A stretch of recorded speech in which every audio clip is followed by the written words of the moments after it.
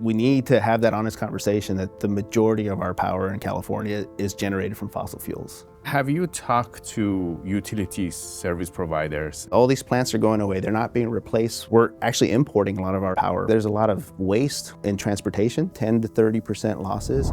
My guest today is Marco Tule, Director and Board President at Inland Empire Utility Agency. He's also an energy expert. Today he'll explain his concerns about California's future energy needs. We're not in a great situation in the sense that we're vulnerable. Everything is becoming more and more energy intensive. You've done nuclear and solar. I've benefited a lot by a lot of these things that were in place in California to take mediocre kids like myself and make sure that we're able to be successful. Here I am now able to give that back and make sure that we preserve those opportunities for future generations. I'm Siamak Korami. Welcome to California Insider. Marco, it's great to have you on. Welcome. Yeah, thanks for having me. Appreciate it. We want to talk to you about what's going on with power. You're on the board of the Inland Empire Utility Agency, and you have some concerns. Can you tell us what's happening? What do you see? Absolutely, yeah. First of all, thank you for having me here. I appreciate it. So us in the Inland Empire, we're a very unique region. We're growing by 30% over the next 20 years, and most people are coming from LA County and other regions, but it's a historically dry area, and it's a historically hot area. So we have a lot of things that we have to prepare for to accommodate that new growth. IUA, what we do is we service our sewer water, and we import water as a MET member agency. So we're one of the 26 MET member agencies. So we're bringing in the water and we're treating the water. So that helps us create recycled water projects. We have the sewer, and then we also have the state water project water that we're bringing in from up north. We're considered a state water project dependent area, so that means we're not necessarily getting any water from the Colorado River. We're mostly getting it from up north.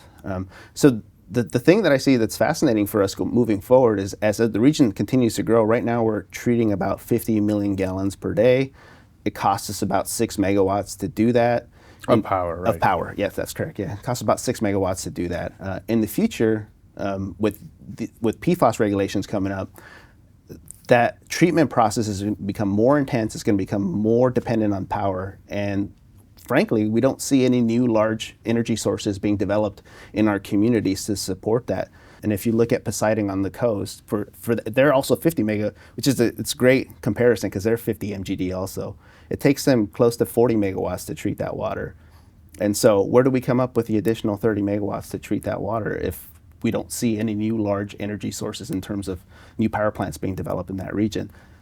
That's one area of concern for us as well. We have to phase out all of our diesel vehicles, all of our emergency response vehicles. We're being told by the state of California to develop this infrastructure to support EV vehicles, especially where it's particularly challenges is when you have emergency response sewer vehicles that are 100% diesel right now and are heavy trucks. Heavy trucks, and then you're saying you got to convert those to battery operated by 2035. And those have to be available to respond under emergency. So where are you going to charge all these vehicles? And so the IUA and the Inland Empires, we're facing a lot of unique challenges, but that being one of them is. So you don't see the infrastructure for the power, for your water treatment, as well as the electric cars. So as an elected official, I serve as board president of the Inland Empire Utilities Agency. But over the last 2 decades, I spent my career in power generation, and so I've been able to see kind of what's been going on in the generation side in California, and what we're seeing is just plant after plant, large facilities after large facility being closed. Once through cooling, 316B required California to shut down all of the coastal plants, and so most of the coastal plants have shut down except for Diablo Canyon. 9% of our power, that was just extended, that life was extended because that's a clean, reliable, base-loaded energy source for the residents of California. So what we're seeing now is all these plants are going away. They're not being replaced with in-kind or like type of facilities. We're actually importing a lot of our power from other states, and that's been as much as high 40% to mid 30%. So a lot of that power is being imported to us, and we're not investing in local industry, local infrastructure, local resiliency. We're not in a great situation in the sense that we're vulnerable because everything is becoming more and more energy intensive. We need more and more energy. We need more and more energy to treat water. We need more and more energy to power these EV vehicles. A lot of our homes are now, we're going away from gas stoves, so everything's supposed And to you be have electric. a population growth in your area, right? This is an area that's growing significantly, Yeah, right? we're expecting to grow 30% over the next 20 years. So all those folks are being asked to get rid of their gas stoves, to drive an electric vehicle, and then on the utility side, we're being told to treat for PFAS, which is advanced water treatment, which is typically RO or other types of technology, but they are very energy intensive, and so the infrastructure just isn't there to support that. Fortunately for us at IUA, we've developed a lot of energy projects to offset that. But it's not enough. I don't think it's enough for us to. So you guys have done your own planning. Correct. Have you talked to utility service providers, and is this something that you may not see, but it's happening behind the scenes? Actually, it's a great question. We reached out recently. So Edison's our main provider, and we're considered a large account for them. And so we reached out to say, hey, what projects do you guys have for the area? What large projects, what large power plants are you guys going to put in the Inland Empire in the next 5, 10, 15, 20 years? And so far, the answer that I've gotten is zero. There's no plan for a large construction project in the region. And that puts us in we're growing, we're being asked to drive EV vehicles, we're being asked to treat our water in a more energy intensive way, and we're not being supported with the energy infrastructure. So IUA has done some things to offset the cost, and we put some things in for resiliency, but a lot of it is battery, a lot of it is solar, a lot of it is backup generation in case something happens to the grid. A lot of it is not to offset our footprint. It's really just there for emergency use, and that's basically it. So you don't see any plans for these power needs, but at the same time, the state is trying to transition to green, renewable energy. Can you tell us more about that? Yeah. So, from my perspective, I would say it's a lot of greenwashing. And so, what you're seeing is you're being asked to, hey, let's start relying on solar and wind and all these technologies that are considered renewable. But the fact is, we continue to consume fossil fuels at a significant rate. In fact, I think over 50% of our actual consumption here in California comes from fossil fuels, and we see that. We see that in July 9th, the EIA said that we burn more natural gas for power production on that day than in the history of mankind previously, and so we're not necessarily moving away in from California or in general? In general, for the United States, and in California we're no different. We're still highly dependent on fossil fuels. But what you're seeing now is time of use. You're seeing a lot of solar and wind come onto the grid early in the morning, and then later in the day we'll transition to a lot of the fossil fuel production and a lot of imports coming in from out of state. So we're doing that as opposed to actually building true proven technology like nuclear power plants or other power plants. We're building very few to replace the power plants that are being decommissioned and taken off the grid here in Southern California. Your concern is that we might be importing more, right? I think my concern in a broader sense, and when it comes to utilities, is that, we're importing a lot of our water into Southern California, so that creates its own unique challenges. But now we're also importing a lot of our energy over the last 10 years into Southern California, and we don't have any new real projects, at least for us in the Inland Empire, that are being developed to support a lot of the growth that's going to happen in the next 2 decades. What about the renewables? Like, there's a lot of talk about going solar and wind. Is there any more projects on those? And how's your experience? You work at a gas plant. How's the experience and the cleanness? Because Californians care about that too. Yeah, I think what's interesting about solar and wind is it has its place, but we're seeing a lot of commercial applications of solar and wind. So what does that mean? If you go out to the Mojave Desert, you're seeing a lot of that area being blanketed with solar panels, with a lot of windmills. And frankly, there's a lot of waste when you're in transportation, when you're putting out all these energy projects out in the middle of nowhere and trying to bring that in through transmission lines into actual urban areas. There's losses, 10 to 30% losses. And so it's not necessarily practical to continue to do projects in that sense, you should be investing and putting in that solar in urban areas, already disturbed areas, and leave the desert alone, man. Like, the desert is fine the way it is. It's one of the most biologically diverse areas that we have. It's something that we would like to pass on to future generations in California for them to enjoy. And I don't think it's a practical solution for our energy needs as residents of California. So you're concerned that that will have an impact on the desert environmentally? 100% concerned that's negatively impacting our deserts. It's one of the largest carbon sinks that we have in the world, and the desert is considered one of the most biological diverse areas in the world. And so for us to go out there and just blanket it with solar panels, knowing that we're still going to experience a lot of transmission losses, to bring it into urban settings, I think it's foolish on our behalf. I don't think it's something that we should continue to practice. There's a time and a place for it, and I think, honestly, I think solar is better served by putting solar in already in homes. In homes. Do you think that's the best way? Because then you won't lose much on the transmission. Yeah, wouldn't be. I think it would be great if solar was like a refrigerator. You know, if it just came as part of the home, and we'll see that a lot of they are mandating that already. Yeah. They already have mandated on new homes. Yeah, correct. Yeah, but a lot of older homes as well would be nice to retrofit them with solar panels, as opposed to going the route that we've. What about the wind? So wind's an interesting one. At IUA, we have we invested. You guys have wind and solar, right? Yeah, exactly. Yeah, we have one windmill. It's about 1 megawatt, and you know, 1 megawatt. Yeah, and the thing is, it's not necessarily a reliable source of energy. Yeah, and you know, there's talks about pairing it with batteries to take advantage of time when we are experiencing high winds. To charge. So does it generate a lot? Does it generate a lot more than it can transmit, or?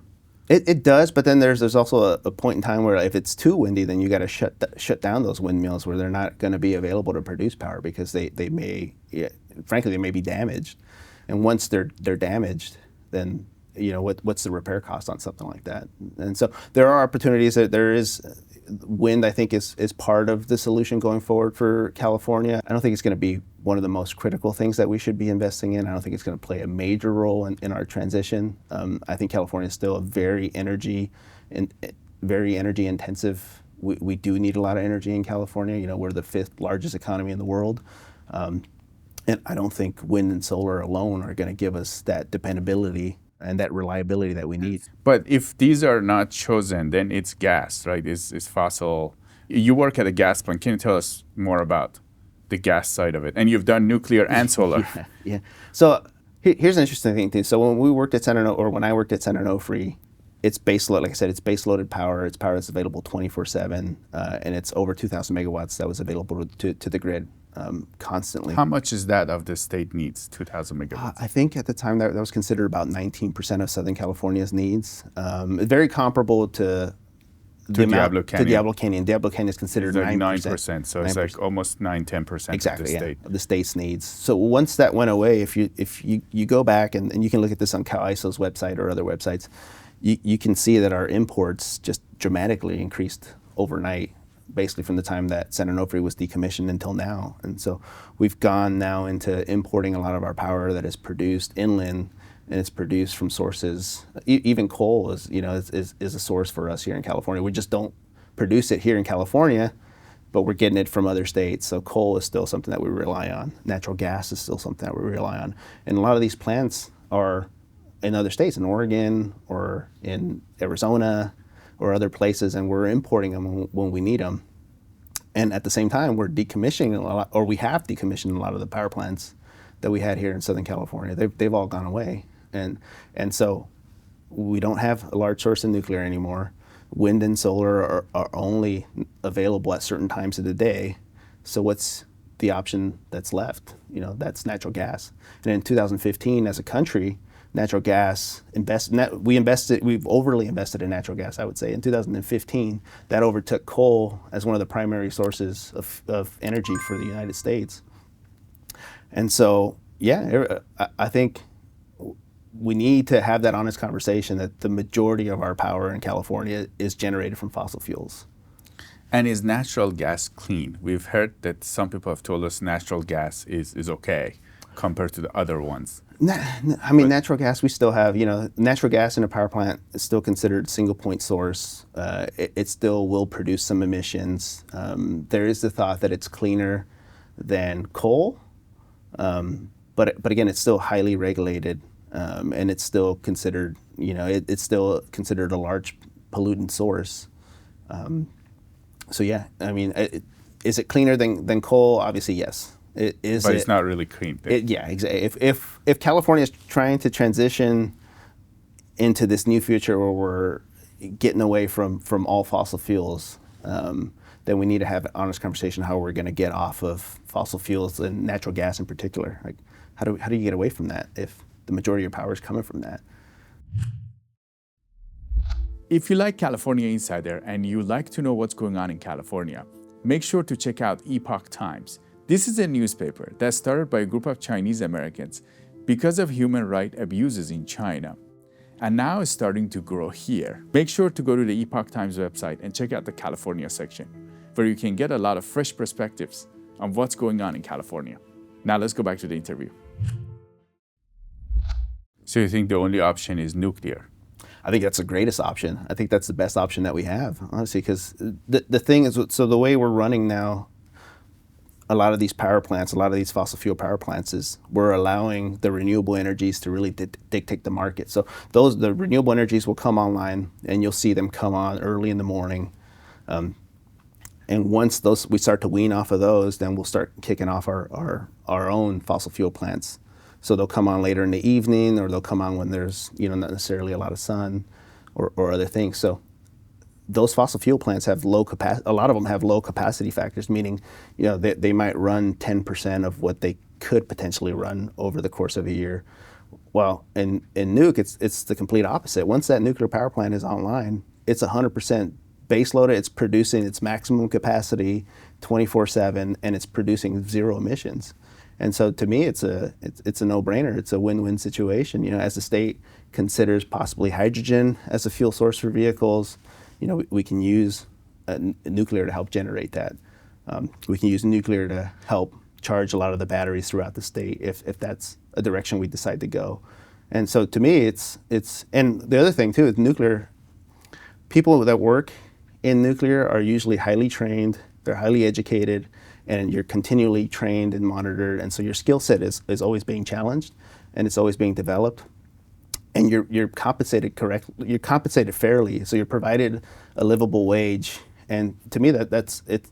When you talk about that side of it, it's a no-brainer. So you have highly skilled, trained individuals who can afford to live in California, producing some of the cleanest energy in the world, for California to continue to meet. So it brings jobs that are high-paying, valuable jobs. 100%. But natural gas is not, is it, or is not as good as? So and the solar and other ones. It's funny you ask that, because we struggle with that, I struggle with it, and certainly Southern California, we struggle with it. And on the gas side, and I think everybody, no matter what sector you look at, and when it comes to workforce development, and it comes to our workforce, we're all struggling. And in gas, there's just isn't a requirement to train and retrain and continue to train your workforce. And so it's night and day if you ask me the difference. Like, once you go into a nuke plant, you spend time in an apprenticeship, becoming a competent individual in whatever craft you choose, whether you're going to be an INC technician, whether you're going to be a nuclear chemist, whether you're going to be an operator. So after a period of apprenticeship, 2 years, 3 years, whatever it may be, and you're released and you're allowed to work in that field, well, every 4 to 5 months, you're being taken out of the trenches, or you're being taken out of your position, and you're being put in a classroom type setting, and you're being retrained all the time, you're being tested. And your skill set is constantly being challenged, just to make sure that you're not forgetting some of the things that are important to make you an effective employee, to make sure that that power plant is safe. You don't see that on the fossil side, at least not in California. The fossil side is more like manufacturing. Is it just treated? Fossil side is you get somebody in there. They may have some on-the-job training. At some point, they're considered competent and they're released, and there isn't this continued training and development. But nuclear has its own downsides, right? Are the risks over-exaggerated with nuclear? I think the technology has come a long way. There are other forms of technology now, like small modular reactors. There's other things that have happened in nuclear that make it a lot safer than, say, people like to talk about Fukushima and what happened there. So the technology has come a long way to prevent anything like that happening again in the nuclear space. So I think that's the one thing that we have to be mindful of. And then also, if you look at disasters in the nuclear spaces, they're not very many. In fact, it's considered one of the safest industries to work in. Injury rates are low, lost time incidents are low, and it's because of this overinvestment in the employee to make sure that they're competent and they know what they're doing. So I think when it comes to nuclear, I think it's like the big ghost in the room. People are scared of it. Oh my God! Like if we have a Chernobyl or 3 Mile Island, half of California is going to be gone, and we're not going to be able to live here anymore. But guess what? Diablo Canyon's been successfully operating in our backyard for how many years now, and will continue to operate for the next at least decade. And so I think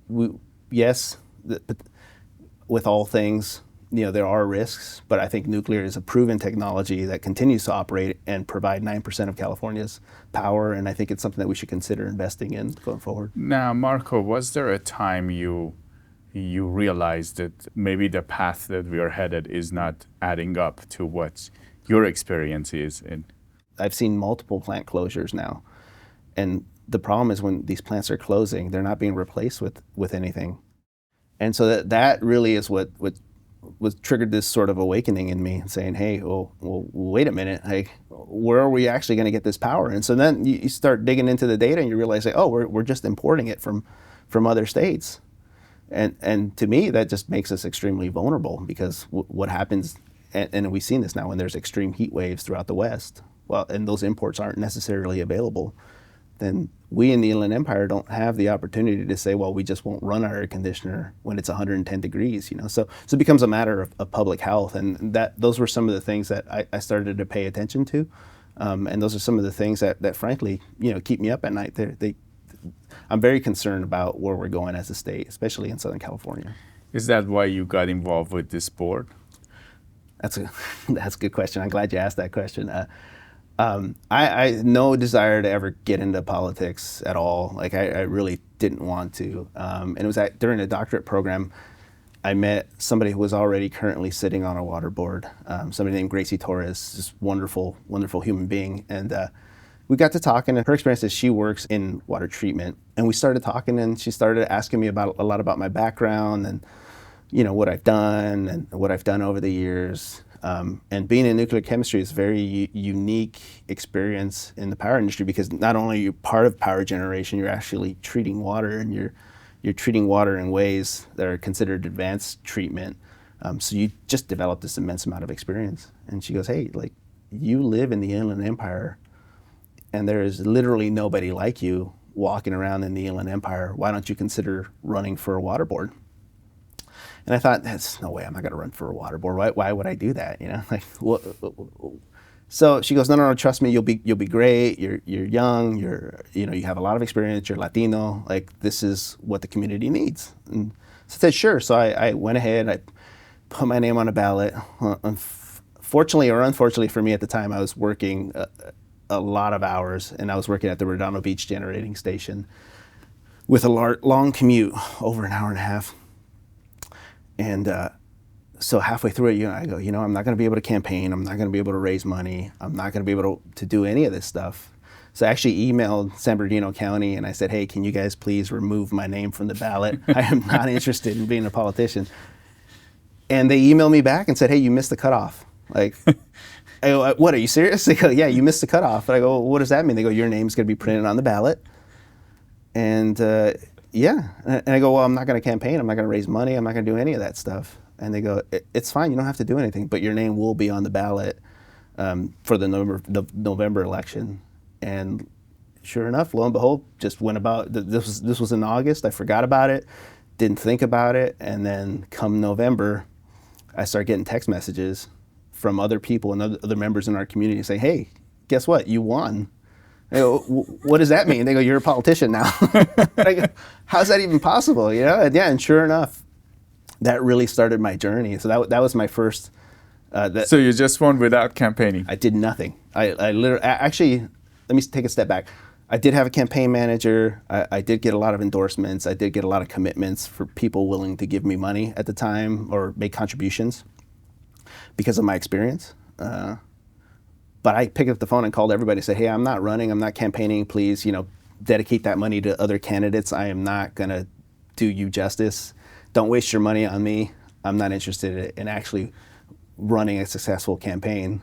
So I virtually, from that point forward, I did nothing. And But then you ended up winning. Then I ended up winning, yeah, and by a significant margin too. So that was very interesting. So I ended up winning and joining Inland Empire Utilities Agency. I was in my 30s. And I've been there for 4 years. It just successfully looks like I'm going to be successfully reelected now, again for another 4-year term.